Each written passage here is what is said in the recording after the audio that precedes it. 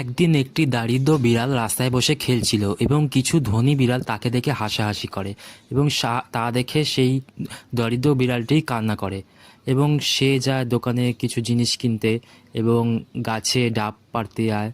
সে ভেবেছিল এইসব বিক্রি করে অনেক ধনী হবে। বিক্রি করার পর সে বোতল কুড়িয়ে সেগুলোকেও বিক্রি করে।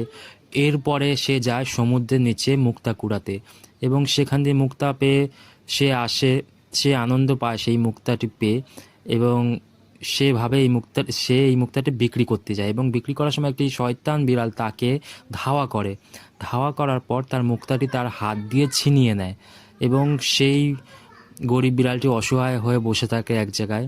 কিন্তু সেই সময় একটি ধনী ঘরের বিড়াল তাকে এসে গলা লাগায় এবং বলে সে তার পাশে আছে এবং তাকে ভালোবাসে অনেক এবং তাদের সুখে সংসার হয় এবং সেই ধনী শয়তান বিড়ালগুলো তাকে দেখে জ্বলতে থাকে।